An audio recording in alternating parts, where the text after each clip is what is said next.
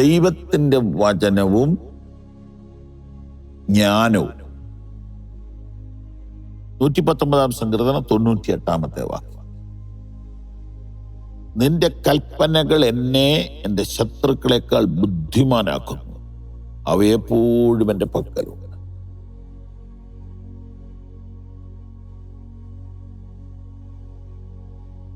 നിന്റെ കൽപ്പനകൾ എന്നെ എൻ്റെ ശത്രുക്കളെക്കാൾ ബുദ്ധിമാനാക്കുന്നു.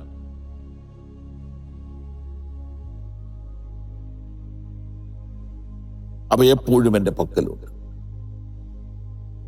ഇത് 98 വാക്യമാണ്. ഇംഗ്ലീഷിൽ നമുക്ക് ഇങ്ങനെ വായിക്കാം: your commands are always with me,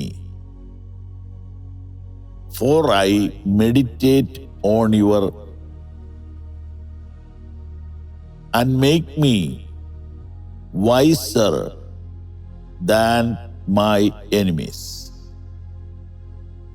ദൈവമേ, അങ്ങയുടെ വചനം, your commands are always with me. ദൈവമേ, അവിടുത്തെ വചനം എപ്പോഴും എൻ്റെ പക്കലുണ്ട്. അന്ന് ബൈബിൾ സുലഭം അല്ലെന്നുള്ളത് ഓർക്കണം. അച്ചടി യന്ത്രം കണ്ടുപിടിച്ചിട്ടില്ല, DTP വർക്ക് തുടങ്ങിയിട്ടില്ല, കമ്പ്യൂട്ടറില്ല, ലേസർ പ്രിന്റിംഗ് വന്നിട്ടില്ല.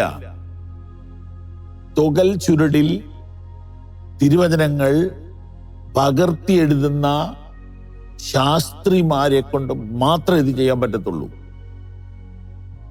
അത് വലിയ ശ്രമകരമായ ജോലിയാണ്. ദിവ്യമായ പുസ്തകമായതുകൊണ്ട് മിസ്റ്റേക്ക് വരാൻ പാടില്ല. അതുകൊണ്ട് അവരവർക്ക് തോന്നിയിടത്ത് വെച്ച് എഴുതാൻ മേലെ വിശുദ്ധ സ്ഥലത്ത് വെച്ച് വേണം എഴുതാൻ. അങ്ങനെയാണ് ഈ ശാസ്ത്രിമാർക്ക് അംഗീകാരവും ബഹുമാനവും ഒക്കെ വന്നത്. വചനത്തോടുള്ള ബഹുമാനമാണ്. അപ്പൊ അക്കാലത്ത് വചനം ദുർലഭം, പുസ്തകം ലഭ്യതയില്ലാത്ത ആ സമയത്ത് ദാവീദ് പറയാണ്, your commands are always with me.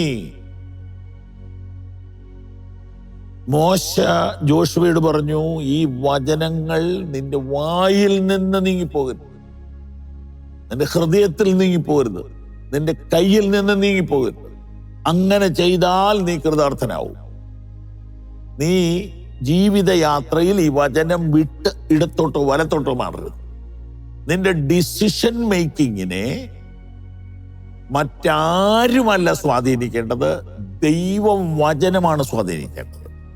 ദൈവവചനം നിന്റെ ഡിസിഷനെ സ്വാധീനിച്ചാൽ ദൈവം അതിന് ഉത്തരവാദിയായിരിക്കും.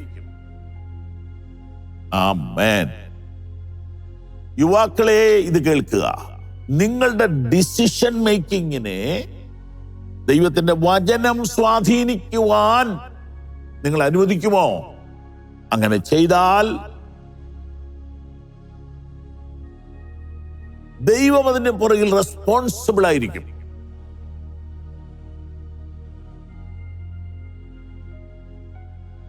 നിന്റെ കൽപ്പനകൾ എന്നെ എൻ്റെ ശത്രുക്കളെക്കാൾ ബുദ്ധിമാനാക്കുന്നു, അവയെപ്പോഴും എൻ്റെ പക്കൽ ഉണ്ട്.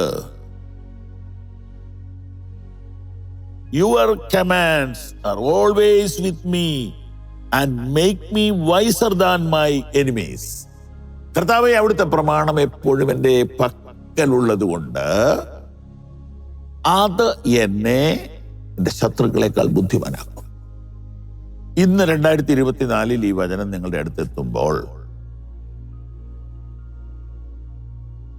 ഈ നവംബർ മാസത്തിൽ നിങ്ങൾ ഇത് കേൾക്കുമ്പോൾ, പിന്നീട് കേൾക്കുമ്പോൾ, ആവർത്തിച്ച് കേൾക്കുമ്പോൾ ഒരു കാര്യം ഓർക്കണം. ആരാണ് ശത്രു? ഇത് എഴുതിയ ദാവീദിന്റെ കാലത്ത്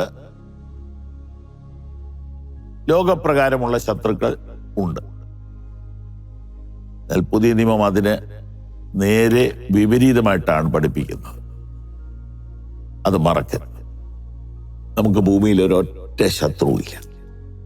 ജഡവും രക്തവുമുള്ള മനുഷ്യരോ മൃഗങ്ങളോ നമ്മുടെ ശത്രുക്കളല്ല.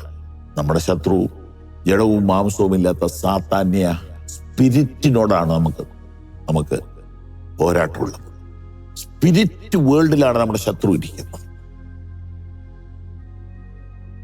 അവൻ ബുദ്ധിമാനാണ്. സാത്താൻ കാഞ്ഞ ബുദ്ധിയുള്ള ആളാണ്. എത്രയോ ഉദാഹരണങ്ങൾ അതിനുണ്ട്. പിശാചിന്റെ തന്ത്രങ്ങളെ നിങ്ങൾ അറിയാത്തവരല്ലല്ലോ. അപ്പൊ ബുദ്ധിയല്ലേ അത്? അവൻ ഒരു കാര്യം പ്ലാൻ ചെയ്ത് പദ്ധതി ആവിഷ്കരിക്കുമ്പോൾ വചനം ധ്യാനിക്കുന്ന നീ അതിന്റെ അപ്പുറം കയറി വെട്ടും. വചനം ധ്യാനിക്കുന്നവൻ വലിയ ജ്ഞാനമുള്ളവനായിത്തീരും, ശത്രുക്കളെക്കാൾ വിവേകമുള്ളവനായിത്തീരും. ഒന്നുകൂടെ ഇംഗ്ലീഷിൽ പറയുന്നത് യൂത്തിനെ ഉദ്ദേശിച്ചാണ്. Your commands are always with me and make me wiser than my enemies. യുവാക്കളെ കേൾക്കുക, ദൈവത്തിന്റെ വചനം നിന്റെ കയ്യിലുണ്ടെങ്കിൽ നിന്റെ ശത്രുവിനേക്കാൾ നീ ബുദ്ധിമാനായിരിക്കും. ദൈവം നിങ്ങളെ അനുഗ്രഹിക്കട്ടെ. ഈ സന്ദേശങ്ങൾ നിങ്ങൾക്ക് തുടർച്ചയായി ലഭിക്കുവാൻ പവർ വിഷൻ ടിവിയുടെ സാമൂഹിക മാധ്യമങ്ങൾ സന്ദർശിക്കുക.